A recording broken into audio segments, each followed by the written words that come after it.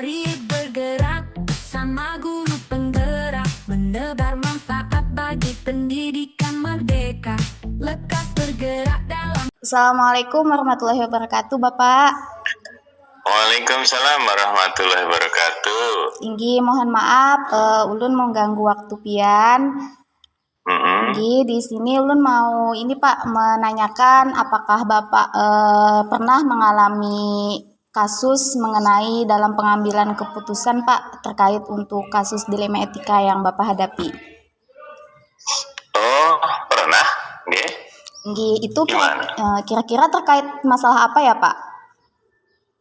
Oh, misal itu terkait penggunaan dana sekolah yang tidak sesuai tempatnya, semacam itu.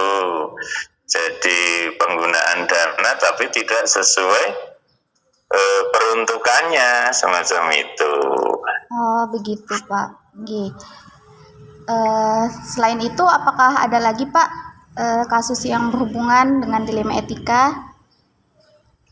Oh, misalnya begini, kan ada aturan ya di sekolah itu maksimal minta izin 3 hari. Tapi kadang karena ada kegiatan orang tua, siswa itu minta izin untuk lebih dari 3 hari, misal 6 hari. Nah itu kan membuat jadi setengah bingung itu. Iya. Mau diizinkan melanggar aturan, kalau nggak diizinkan kasihan juga si anak sendiri di rumah. Nggih. Nah, jadi terkait untuk kasus itu Pak, di sini bagaimana Bapak dapat mengidentifikasi kasus-kasus yang merupakan dilema etika atau bujukan moral tersebut? Oh iya, jadi kalau kita mengidentifikasi ya antara dilema etika atau bujukan moral, itu kita lihat dari tipe kasus yang muncul dan pilihan-pilihan yang muncul. Ya, selain itu untuk mengidentifikasi sebuah kasus dilema etika maupun bujukan moral, kita juga harus memperhatikan peraturan sekolah yang ada. Oh iya. Semacam itu. Ya baik Pak. Selanjutnya bagaimana nih Bapak menjalankan pengambilan keputusan di sekolah Bapak, terutama tadi mengenai kasus yang mengenai dua kepentingan yang sama-sama benar dan sama-sama mengandung nilai kebajikan itu Pak? Iya, jadi kepala sekolah itu ya kalau saya mencoba mengajak bermusyawarah, misal wakil kepala sekolah atau guru-guru ya, kita musyawarahkan dan dilaksanakan dengan memperhatikan peraturan yang ada di sekolah, kemudian kasusnya, dan orang-orang yang terlibat dalam kasus itu tentunya. Oke. Selanjutnya Pak, di sini kalau langkah-langkah atau prosedur apa yang Bapak lakukan nih selama ini terkait pengambilan keputusan itu? Ya, prosedurnya sebenarnya sederhana ya. Dilakukan dengan melakukan musyawarah dengan Wakasek. Setelah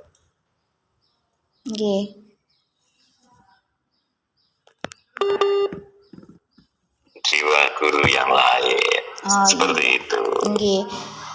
Langsung aja ya Bapak, di sini selanjutnya gitu apa hal-hal apa saja sih yang Bapak efektif dalam pengambilan keputusan dalam kasus dilema etika tersebut?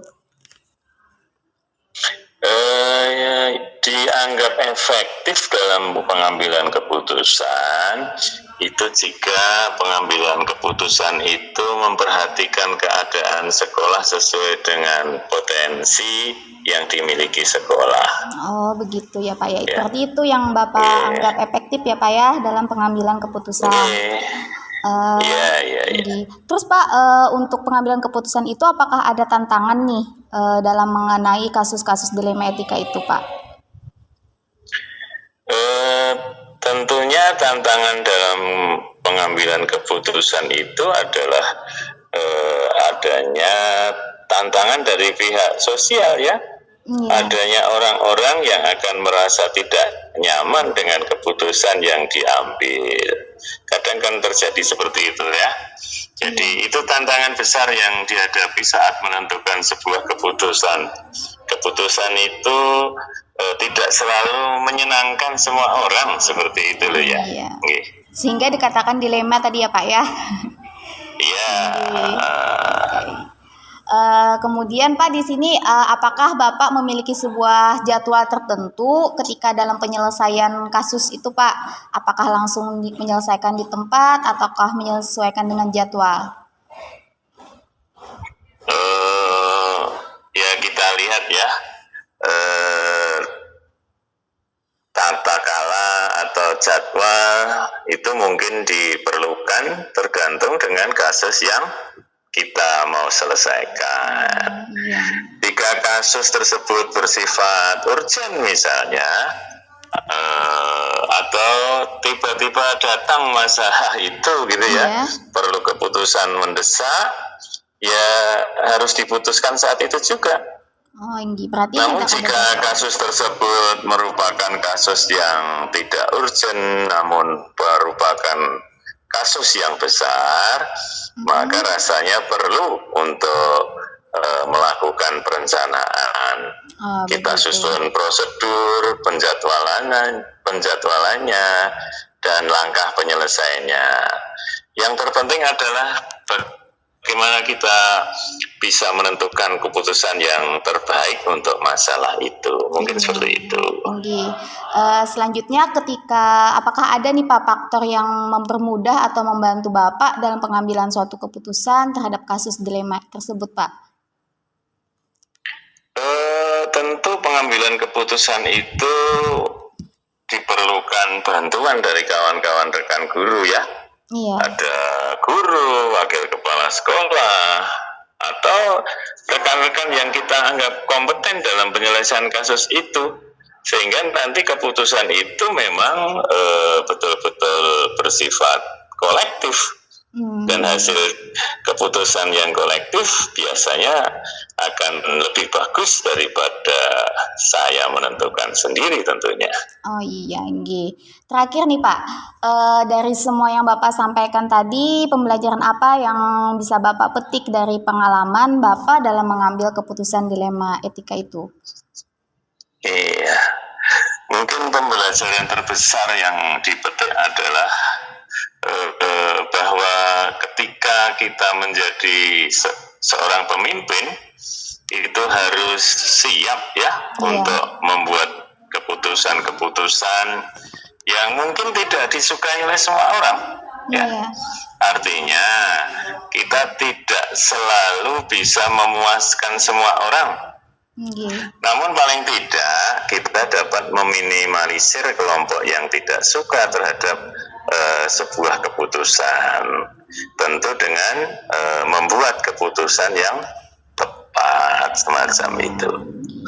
Baik Bapak, jadi di sini tentunya tadi apa yang Bapak paparkan bahwa memang kasus itu memang merupakan hal yang dilema untuk diambil keputusan ya Pak ya. Tentunya Bapak tadi mempunyai langkah-langkahnya, kemudian tentunya dengan pertimbangan-pertimbangan yang dengan matang seperti itu ya Pak ya, terkait untuk penyelesaian pengambilan keputusan tersebut. Mungkin itu saja Bapak terkait untuk wawancara kali ini. Mohon maaf Pak mengganggu waktunya. Terima kasih, sukses selalu ya. Terima kasih Bapak. Sudahi dengan wassalamualaikum warahmatullahi wabarakatuh. Waalaikumsalam warahmatullahi wabarakatuh. Pendidikan penggerak, ciptakan generasi unggul penopang bangsa. Mari bergerak, lekas bergerak, dan selalu menggerakkan. Assalamualaikum warahmatullahi wabarakatuh. Waalaikumsalam. Mohon maaf Ibu mengganggu waktunya. Di sini Ibu ingin menanyakan terkait tentang pengambilan keputusan. Kemungkinan Ibu pernah mengalami ada kasus gitu Bu,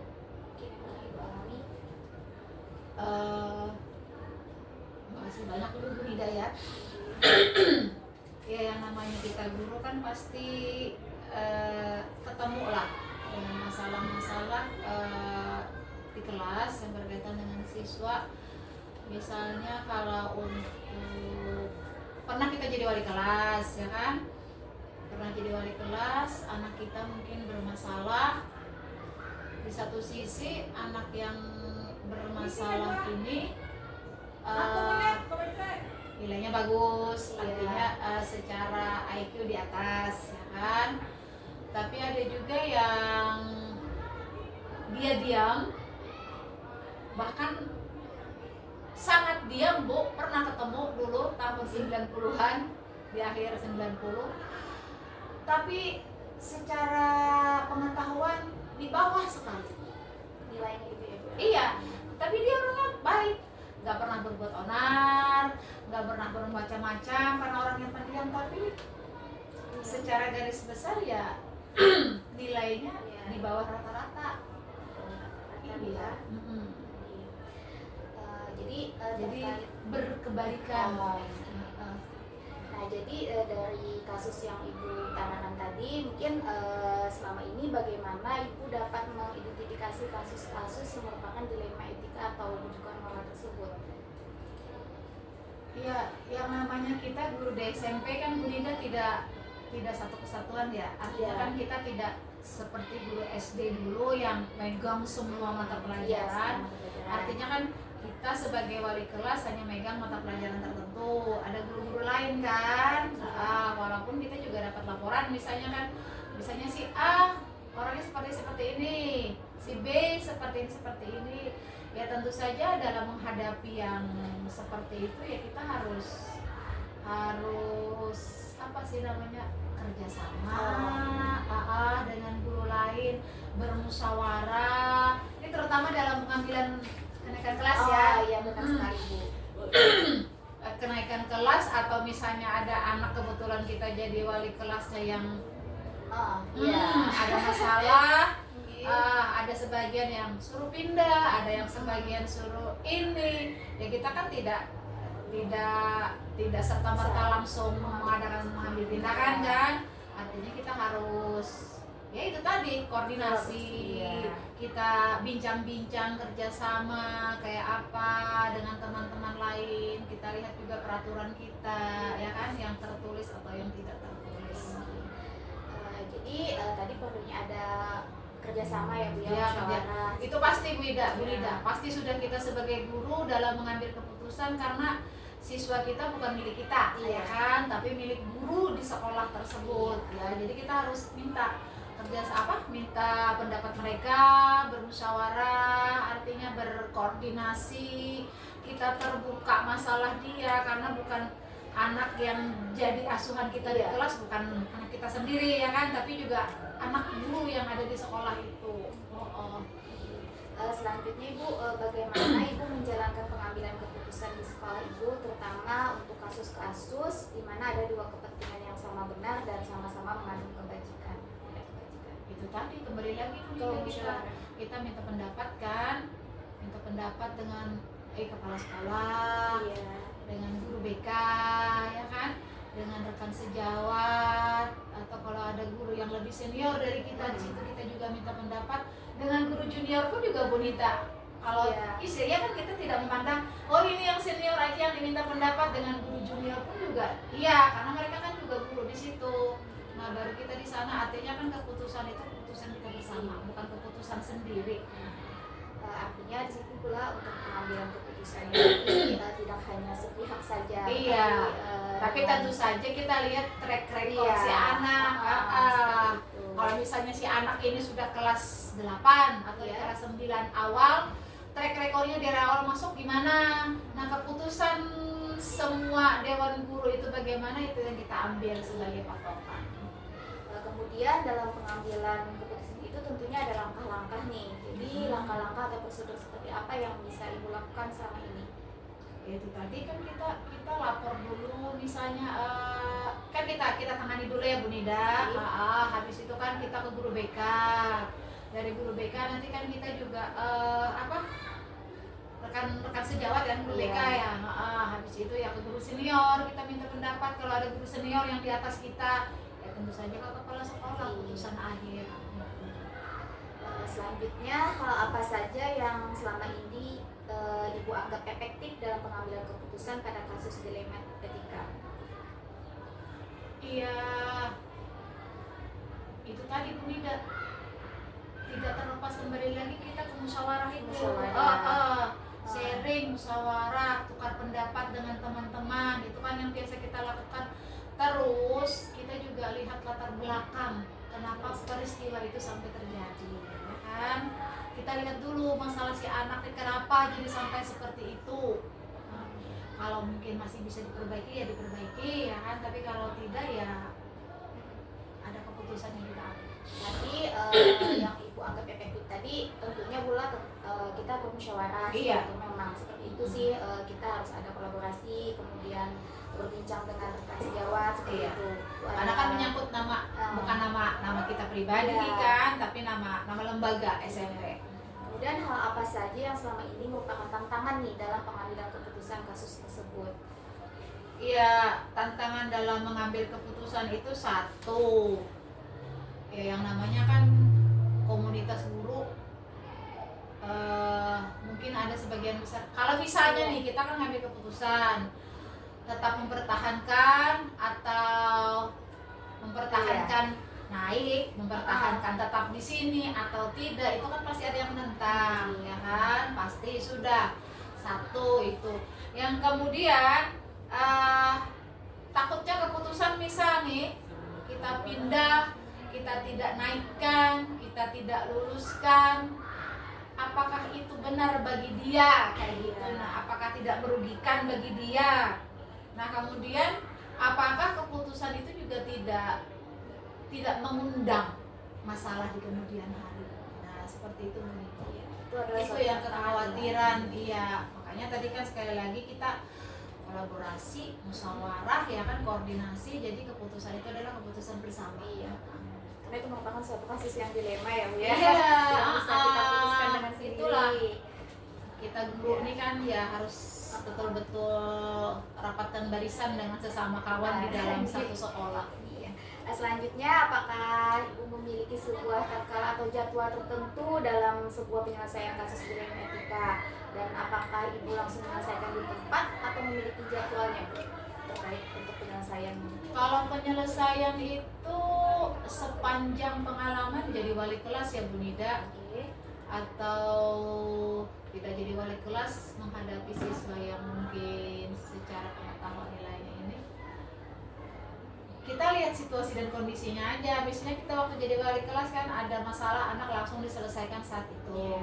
Jadi tidak ini, paling kalau misalnya ada kejadian selesaikan, jadwal itu paling pemanggilan orang tua, ya kan, atau misalnya kita home visit ke rumahnya, itu aja yang jadwalnya. Tapi kalau untuk dijadwalkan aku minggu depan tanggal sekian harus ada jadwal, ada. Atau misalkan suatu permasalahan ya Bu ya, misalkan oh nanti jadwalnya kan harus hari ini, berarti nanti aja diselesaikan. Saklek itu berarti enggak. Jadi kalau ada kejadian kita langsung selesaikan, jadwalnya paling ya kita manggil orang tuanya, itu aja, atau kita home visit ke rumah. Selanjutnya, apakah ada nih seseorang atau faktor yang selama ini mempermudah atau membantu Ibu dalam pengambilan suatu keputusan? Yang mempermudah itu ya itu tadi, Ya, teman, kita kolaborasi itu Bu Nida, apapun itu. Kalau ada kita musyawarah, ada kolaborasi itu, itu yang enak dalam mengambil keputusan. Jadi kita artinya ada masalah tidak kita tangani sendiri, terbuka dengan teman, kemudian kita berkoordinasi, kerjasama, kan mudah nih dapat masukan. Oh iya memang si A seperti ini, solusinya kayak gini, si ini memberi pendapat, iya harus seperti ini, kan terbuka. Kita terbuka kepada mereka juga memberikan saran karena kita ada kerjasama ya. Nah habis itu kan kita juga berusaha bersikap adil. Artinya dalam mengambil keputusan itu, apakah ini bagus bagi siswa kita, itu kembali lagi kita lihat track recordnya, kita musyawarahkan dengan kawan-kawan, dengan kepala sekolah agar tidak merugikan tadi. Iya. Yang terakhir nih Bu, dari semua hal yang telah Ibu sampaikan tadi, pembelajaran apa yang bisa Ibu petik dari pengalaman Ibu saat mengambil keputusan tersebut? Iya, yang utama itu harus ada kolaborasi beda. Harus ada kolaborasi. Ya, seperti sekolah kita kan selalu combat. Iya. Oh iya, di sana bisa mungkin mulai. Iya, kita kan punya komunitas belajar sekarang. Jadi di sana bisa juga kita sharing. Ya memang kan kombel kita kan dari siswa untuk siswa, hanya untuk siswa dan siswa.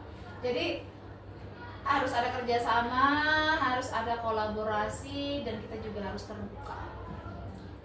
Jadi itu pelajaran yang bisa diambil pula. Iya. Tentu tadi kita memang dari awal kita tidak terlepas dari musyawarah, Itu yang kolaborasi, adalah Apapun itu Munida untuk kebaikan bersama itu Iya. ya musyawarah.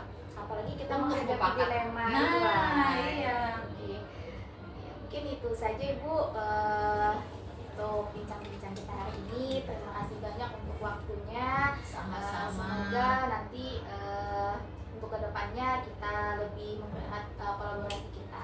Iya, itu yang penting Munida. Semangat Munida Ya, lah. terima kasih Ibu. Wassalamualaikum Sama-sama. warahmatullahi wabarakatuh. Waalaikumsalam warahmatullahi wabarakatuh. Mari bergerak, lekas bergerak, dan selalu menggerakkan. Mari bergerak bersama guru penggerak. Ya, Assalamualaikum warahmatullahi wabarakatuh. Pak Arif. Waalaikumsalam warahmatullahi wabarakatuh, Ibu. Jadi, maaf Bapak mengganggu waktunya. Ya, Ini Bapak ada sedikit yang ingin saya bicarakan dengan Bapak terkait mengenai tentang apakah Bapak ada kasus itu terkait tentang genetika selain Bapak. terkait dengan kasus genetika ya sering ditemui Bu di sekolah. Namun tentu kita melihatnya dari menilai sebuah kasus tersebut apakah termasuk dilema atau bukan, maka kita lakukan identifikasi awal. Apabila ada dua nilai kebajikan yang berbenturan baik dengan baik, maka tentu itu adalah sebuah kasus dilema etika. Nah, apabila tidak, salah satu sisi itu adalah salah, maka itu terkait dengan kehidupan moral. Nah, itu memang sering ditemui di sekolah. Bapak kira kasus itu berkenaan dengan apa ya Pak mungkin? Biasanya terkait dengan guru ya, kemudian terkait juga dengan orang tua siswa gitu. Jadi pertama sih Pak, selama ini bagaimana Bapak dapat mengidentifikasi kasus-kasus yang merupakan genetika atau bukan tersebut? Baik, tentu saya akan mencoba menganalisis kasus tersebut, kemudian mengajukan pertanyaan-pertanyaan tadi sebenarnya saya sampaikan di awal terkait dengan nilai kebajikan apa nih yang berbenturan di sana gitu. Lalu ketika sudah saya dapatkan kesimpulan, maka akan saya tentukan ini adalah dilematika, dan yang lain mungkin ini terkait dengan bujukan moral. Kalau bujukan moral maka relatif lebih singkat kan, sudah kita ketahui oh ini ada yang salah, maka kita akan koordinasi dengan rekan, kemudian kita ambil lah keputusan terbaik berdasarkan masukan-masukan dan data-data yang didapat. Tadi berkoordinasi dengan rekan-rekan ya Pak. Betul. Jadi untuk pengambilan keputusannya itu Pak terhadap kasus yang Bapak alami gitu, bagaimana itu Pak? Untuk pengambilan keputusan ya tadi memang kita harus melibatkan semua pihak agar pemahaman kita lebih utuh ya, dan tentu melalui proses menggali fakta, data ya, melalui melibatkan siapapun yang terlibat di dalam topik pembicaraan tersebut. Kemudian kita juga berkoordinasi dengan rekan untuk mencari alternatif solusi jika itu memang terkait dengan kepentingan orang banyak, kepentingan sekolah, kepentingan siswa begitu. Namun jika masalah tersebut lebih personal terkait dengan beberapa orang, segelintir orang, maka yang terlibat itu juga kita tentukan skupnya yang lebih cukup agar permasalahan tidak melebar meluas kemana-mana begitu. Terus Pak, hal apa saja yang merupakan tantangan bagi Bapak dalam pengambilan suatu keputusan pada kasus tersebut? Baik, tantangannya memang karena biasanya kasus dilema itu ada dua nilai kebajikan yang berbenturan. Nah, ini disitulah kita harus bijak dalam menentukan keputusan ya, dan kita juga harus komitmen dengan apa yang kita pilih, apa yang kita putuskan. Jadi tantangannya kita sebenarnya ingin memberikan win-win solution kepada semua pihak gitu kan. Walaupun kita sadari kita tidak bisa menguasai semuanya gitu. Selanjutnya Bapak, di sini apakah ada sebuah jadwal tertentu dalam penyelesaian kasus tersebut? Apakah langsung ketika itu Pak atau ada jadwal? Terkait dengan jadwal biasanya saya lebih situasional. Kalau kasus tersebut memang perlu segera untuk diselesaikan, misal ada terkait dengan keluhan siswa yang mendesak harus diselesaikan saat itu, guru ataupun orang tua ya, maka akan saya berikan treatment segera. Namun ada juga permasalahan yang mungkin perlu kita timbang, kita beri jangka waktu agar proses perubahan proses ini biasanya terkait dengan karakter ya, maka kita perlu ada semacam tindakan-tindakan yang lebih jangka panjang seperti itu agar perubahan itu bisa halus atau smooth bahasanya dan diterima oleh pihak-pihak yang mungkin terlibat terkait dengan dilema tersebut. Bapak, berarti tadi sudah ada tergantung situasinya ya Bapak terkait penyelesaian masalah tersebut. Nah, kemudian adakah seseorang atau faktor yang selama ini mempermudah atau membantu Bapak dalam pengambilan keputusan tersebut Pak? Faktor-faktor yang mempermudah tentu dukungan dari rekan ya. Jika kita menggali data, mengambil kesimpulan, harus melibatkan rekan-rekan seperti itu ya. Kemudian kita juga memerlukan sumber-sumber dokumen terkait dengan regulasi ya, contohnya seperti uji legal untuk uji regulasi, dokumen kode etik, dokumen panduan-panduan pembelajaran misalnya seperti itu. Gitu. Terakhir ya Bapak ya di sini, kemudian pembelajaran apa nih yang Bapak bisa petik dari pengalaman Bapak dalam mengambil keputusan itu? Pembelajaran yang diambil tentu kita setiap keputusan sesuatu harus hati-hati dan juga kita harus berupaya rasional, mempertimbangkan beberapa fakta data, dan kita harus bersifat objektif, tidak terbawa perasaan atau emosi kita semata, sehingga keputusan yang diambil itu benar-benar yang terbaik lah ya. Yang seperti yang saya pahami juga kita mengambil keputusan terkait dengan dilema itu melalui 9 langkah. Iya, Kita betul itu. Baik, terima kasih banyak Bapak. Mungkin itu saja pertanyaan dari saya itu terkait untuk permasalahan kasus tersebut. Terima kasih atas waktunya. Mungkin saya sudahi dengan Assalamualaikum warahmatullahi wabarakatuh. Waalaikumsalam. Gerak menebar manfaat bagi pendidikan merdeka. Lekas bergerak dalam pendidikan penggerak. Ciptakan generasi unggul penopang bangsa.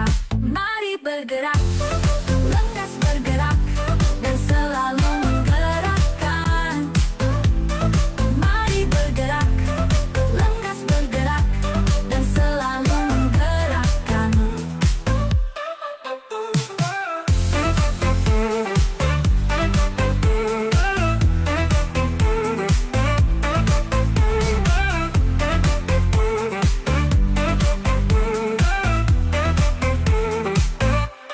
Mari bergerak bersama guru penggerak, menebar manfaat bagi pendidik.